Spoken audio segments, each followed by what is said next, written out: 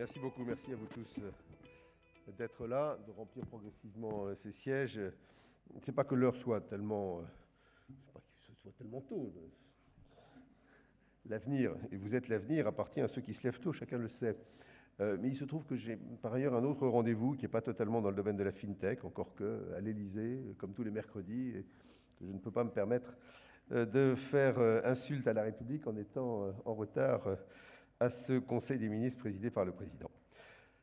Bon, j'ai vraiment pas besoin devant cette salle de dire l'importance du numérique d'une manière générale, qui est maintenant non seulement incontestable, mais incontestée. C'est quelque chose qui est aujourd'hui reconnu par tous et dans tous les secteurs de l'économie comme un élément de profonde mutation, avec ce que toute mutation emporte d'espérance, mais aussi ce qu'il peut créer d'inquiétude. Et vous êtes ici, vous, dans un domaine particulier, que celui de la FinTech, pour montrer combien l'espérance, en termes à la fois de simplicité de vie, de compétitivité de nos économies, d'accompagnement des transformations des plus grandes entreprises et parfois des secteurs les plus anciens, est un élément absolument indispensable.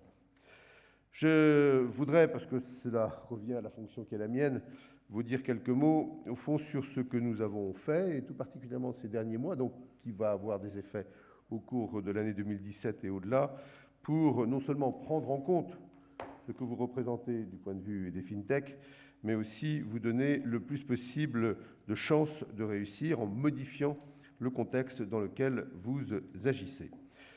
Moi, j'ai pu, au cours de récents déplacements, que ce soit aux États-Unis ou que ce soit encore à Davos, mesurer combien le monde entier nous regarde sur la question de l'innovation et sur la question du numérique avec des yeux qui sont des yeux envieux, souvent parfois même admiratifs.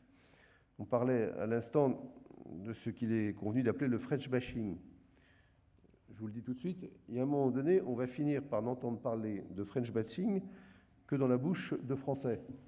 Dans ce cas-là, il vaut mieux qu'ils le disent en français, ça aura moins d'effet à l'extérieur. Parce qu'à l'extérieur, on voit bien que sur ce dynamisme, sur le dynamisme de nos startups, dans tous les domaines, mais bien entendu dans votre domaine, les choses ont changé. J'étais, comme beaucoup d'entre vous, au CES de Las Vegas, et c'était particulièrement visible. Donc des atouts français qui sont reconnus, parce que les talents sont reconnus, parce qu'il y a un écosystème dynamique qui est lui-même reconnu et qui sera amplifié avec la prochaine ouverture de la halle Fraissinet.